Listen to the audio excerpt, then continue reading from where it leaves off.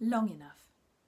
Have you stopped long enough to watch the sun's rays dance upon your skin, or spy the rainbow gilded in gold, soaring up and above, beyond the eye, there for just a moment when it's threatening to rain?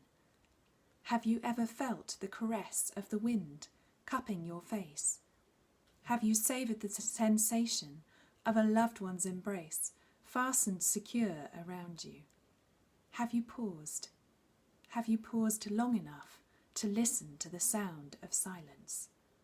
Oh yes, life is beautiful, if you'd only stop long enough. Good morning, Reigate Baptist Church. It's a pleasure to talk with you again this morning and to share with you what is in my heart and what the Lord has been speaking to me of in this series, Jewels in Uncertainty, God's Jewels in Uncertainty. And I wanted to kick off this morning by sharing with you that poem that I wrote called Long Enough. And I wrote it when I was in my 20s with the chronic fatigue syndrome. And it came at a time when the Lord was really teaching me to willingly slow down and to willingly embrace the change of pace that had come in my circumstances, albeit completely against my will. I was compelled to stop. And in that place of stopping, when nothing else was available to me except observing the world around me, no longer participating, God highlighted so many truths. And that was one of them, talking about pace. And today I want to talk to you about two jewels that I believe that God offers to us in a time of uncertainty, two jewels that become much more evident at this time, and those two come together as a package really. They are very much interlinked, and they are pace and presence. And not only do I want to consider pace and presence, but actually I want to dig deeper and I want to see how those two are keys to opening up a yet more precious jewel, the most amazing jewel, one of the most amazing that I have known in my life and that I continue to know. And every time I experience this jewel, my heart soars with a sense of completion and excitement and wonder and awe. And this jewel is hearing God speak.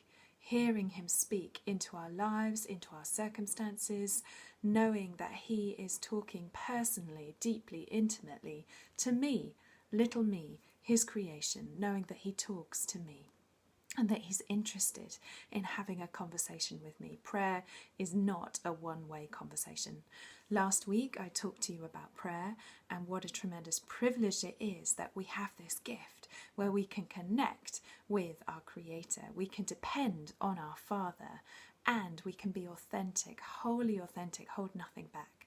But the good news is that prayer isn't a one-way conversation. I'm sure that you know this through your own experiences, but let's dig deeper, let's go deeper, and let's get excited about the fact that God really does speak.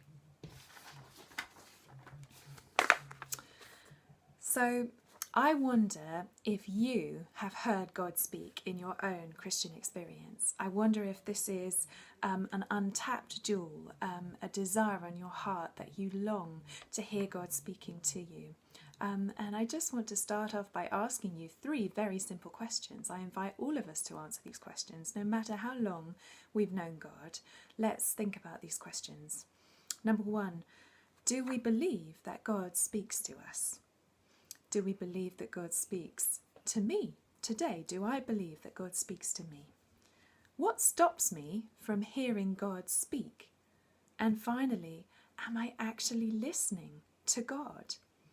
So I would say that I think there are two main things that actually drown out God's voice and make it much harder for us to hear him. And these two things have come up again and again in the 30 years now that I have been getting to know God and walking with him.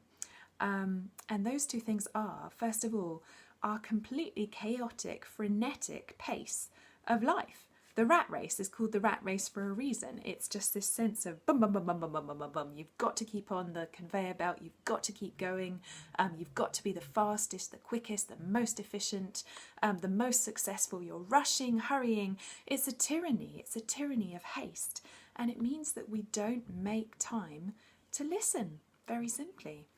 And the second thing that I think makes it very hard for us to hear God's voice is the noise of the world. The world is a noisy place, but actually the world is also very noisy on a spiritual level. The Bible says in Ephesians chapter 6 that our struggle is not against flesh and blood, but it's against the rulers, against the authorities, against the powers of this dark world, and the spiritual forces of evil in the heavenly realms. And that, as John says in 1 John chapter 5 verse 19, we know that the whole world is under control of the evil one. Now, I believe that Satan has made the world very noisy. There's so much clamour that would take our attention away from God and drown out his sound waves. This noise can take many different forms. For each of us, it's different and it's distinct, and these are just a few. How about the admiration and the voice of others who might stroke our ego, perhaps through social media and the prevalence of it in our society? How about advertising and retail, the clamour of buy me, buy me, buy me, you've got to have me, I'm the thing you need. You need more and more and more and more.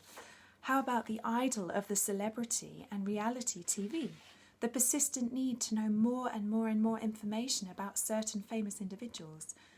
Our world seems wired for noise. Information is available at the click of a button. It feels like it's never been noisier. So let me ask you honestly, how can we hear God in all of this cacophony? I wonder what noises each of us is listening to in our lives. I wonder if the predominant noises are those that are not of God. And it's small wonder then, if that's the case, that we cannot hear God speak. So I believe this is the great news, that God uses uncertainty in our lives to teach us to listen. What a privilege. What a privilege to learn to listen to God's voice and discern what he really sounds like in that cacophony of noise. There's a very famous quote by C.S. Lewis, which I love, and it's one that's spoken to me again and again through the years.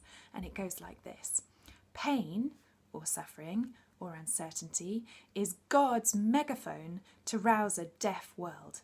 I think he's absolutely right. I really do. I believe that uncertainty makes us sit up and listen.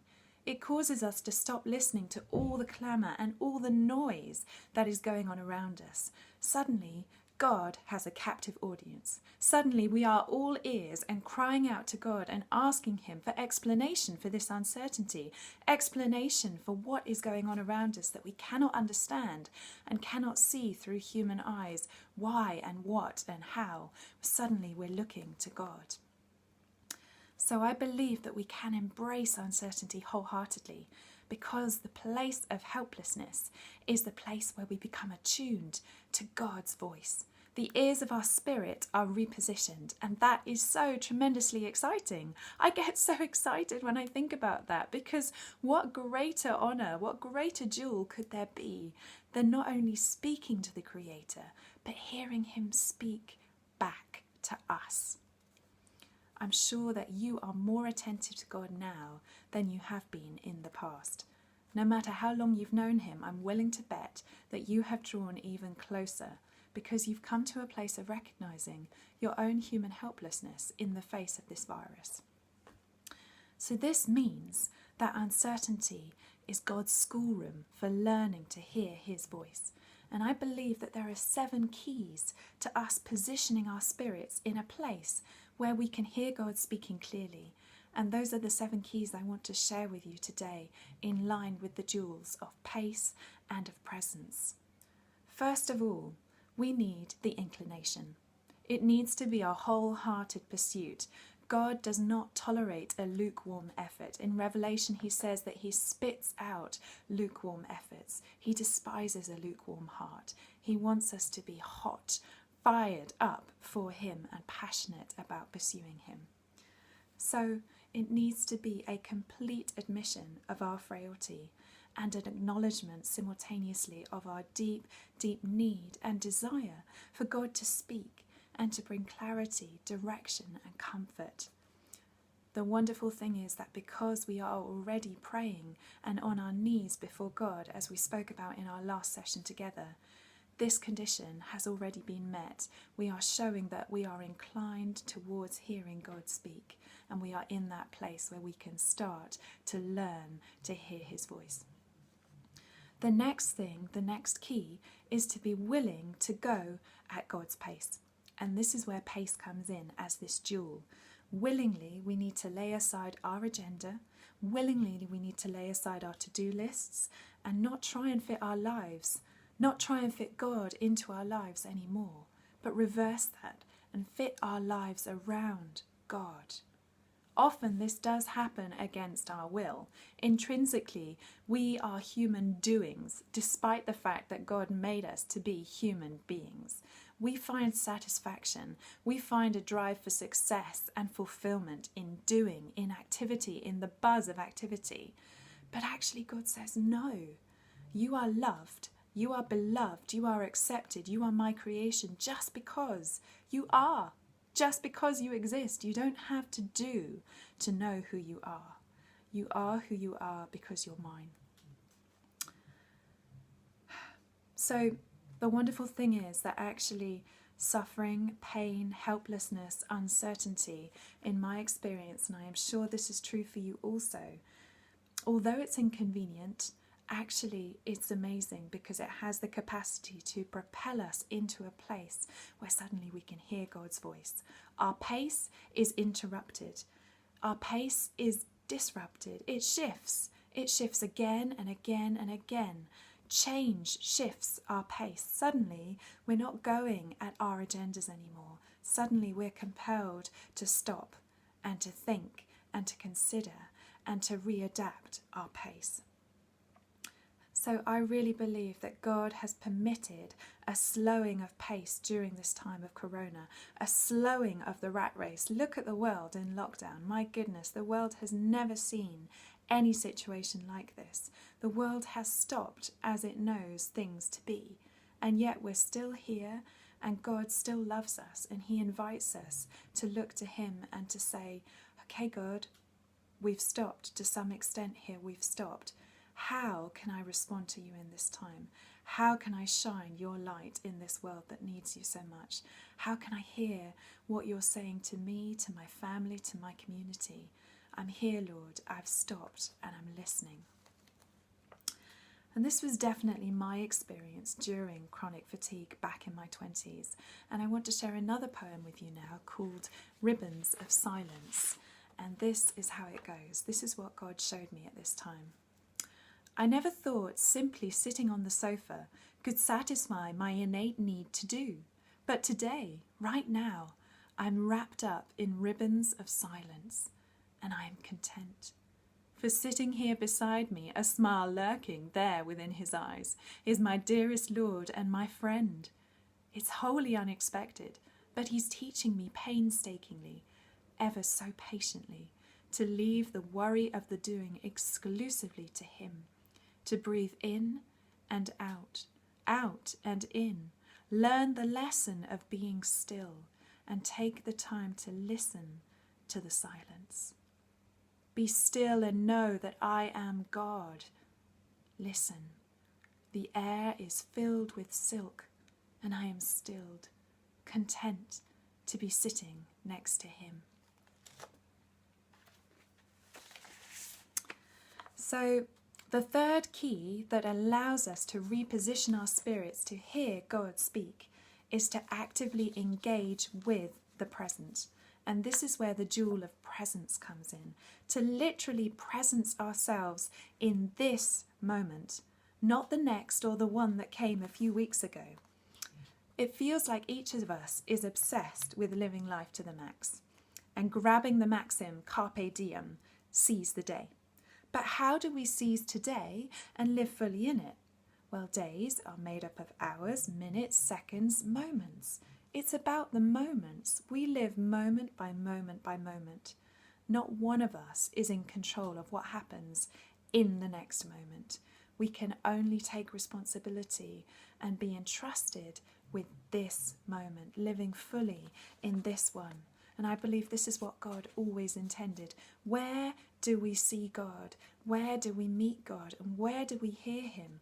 We hear him in the present moment. This morning, in one of my devotionals, I felt God speaking to me through this, and I want to read it to you now. It's from Jesus Calling, a beautiful devotional, and it just very much aligns with what I'm saying to you today, so I wanted to reiterate it here. This is what God says to us. You are on the path of my choosing. There is no randomness about your life. Here and now comprise the coordinates of your daily life. Most people let their moments slip through their fingers half-lived. They avoid the present by worrying about the future or longing for a better time and place. They forget that they are creatures who are subject to the limitations of time and space. They forget their Creator who walks with them only in the present. They forget their Creator who walks only with them in the present. Where do we meet God? Where do we hear God speak? We hear him speaking and we meet with him now, in this present moment. This is something that we see in the Bible again and again and again. But in the Old Testament, there are some key verses that I want to share with you. And the first is found in Exodus 3 verse 14, when Moses is asking God to affirm who he is and how he is going to go to Pharaoh to petition him that the people of Israel may leave Egypt. And he says to God, who shall I say who is sending me? And God says, tell the people I am that I am. It's about eternal existence. God is outside of time. He is, because he is. And Jesus in the New Testament also affirms himself with those words, I am. In John 8 verse 58 he says, before Abraham was born, I am. And so he links himself irrevocably to the God in the Old Testament who told Moses those same words. We see in Psalm 46 verse 1, where does David meet God? He calls God my ever-present help in times of trouble. We meet God in the present moment. So if Jesus is in this present moment, well, why are we not hearing what he's saying? I wonder, perhaps we are not present in this moment. Perhaps our thoughts are elsewhere. Perhaps we're thinking of the past and we're focusing on the beautiful things that we perceive happened many years ago, many months ago, many weeks ago, and we've lost ourselves in sepia photographs in our mind. Perhaps we're actually extremely anxious about the future and we are allowing those anxieties and fears and worries about what tomorrow will look like and the day after that to rob us of this present moment. Let's be truly present and let's invite God to speak to us now and here. So the fourth key that I want to talk to you about is actively removing extra noise from our lives. The extra noises that I talked about before that clog up our minds, consume our time and drown out God's drown out God's voice. And of course, as I said, this will be different for all of us. So I challenge you to search your heart and to consider what are those things that are drowning out God's voice for you. The next key is that we need to stop talking and we need to choose to listen. We need to incline our hearts towards God, the ears of our heart, and to say, as Samuel did in the Old Testament, speak, Lord, for your servant is listening. Let's use the ears of our spirit. Now, this might seem very obvious, but how often do we actually really sit in silence and wait to hear God speaking? How often, when we finish praying and laying our request before God, do we then allow him to take time to respond to us? I was so shocked and yet so blessed and excited to see recently my own daughter doing exactly this. She's only 6 years old, but she loves the Lord so much and she talks about the rainbows in her heart that God has put there. And recently, as I was praying with her, she did something very beautiful. We were sitting in the middle of a bluebell wood during this period of lockdown. We were out on one of our walks and it was a glorious sunny day. There was no one else around and we sat down and we prayed together. And Lottie, my daughter, wanted to pray for all the people in the hospitals around the whole world who are sick. And so her prayer was very simple. And she said, Jesus, I know that you're here and I need you to heal and to make better all the people in the hospitals around the world who are sick with corona. And her words were so beautiful, but what she then went on to do really surprised me. She stopped, she looked at me and she said, now, Mummy, we need to wait because Jesus is going to speak to us, but we need to stop talking and we need to listen. My goodness, what a beautiful thing to see my little daughter doing. So we did. We stopped and we waited. And I looked at her and I knew that Jesus would speak to her because she was waiting for him to speak. And she looked at me and she said, Mummy, Jesus says that he will make everybody better in heaven with him. And I looked at her and I said, yes, Lottie, you're absolutely right. Heaven will be a place where everyone is better. And it was interesting because she didn't go on to say anything further. Now, she could have asked me, will everyone be better here, Mummy? We've asked Jesus to heal the people here. Will everyone be better now? But she didn't. She accepted that that was what Jesus had spoken to her. And she just took it very naturally. And we carried on with the rest of our walk. But I pondered that afterwards and I just thought, it's amazing that she expected God to speak. That she saw prayer not as a one-way conversation, but as a chance to wait after she had prayed and to hear God respond. What a beautiful lesson from a little 6-year-old for each of us who know God and want to know him better. And so that brings me to the next key, which is very simply to say, let's be expectant. Are we expecting God to speak? We need to be expectant because he will respond to that expectancy in our hearts. Come and speak to me, says God, repeatedly through his word. In Jeremiah 33 verse 3, call to me and I will answer and tell you great and unsearchable things you do not know. Now, I don't know about you, but that is a really exciting invitation, and I want to know more about great and unsearchable things of which I have no idea, but I know that my Creator knows the answers, and I want to hear him speak into my life, into my circumstances, into my hopes, into my fears. I want to hear his voice, and I want to learn to listen. And finally, one of the most obvious but crucial keys to hearing God speak is simply this. If you have a Bible, I invite you to get to know God. You must open this and read it again and again and again because God's word is God-breathed.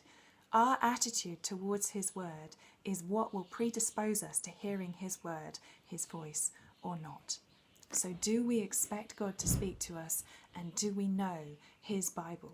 Because the more that we know of his Bible, the more we familiarise ourselves with these words that he's already written through the ages for us, then we will be able to test if we're really hearing his voice when that still, quiet voice within us speaks and we hear him and we listen.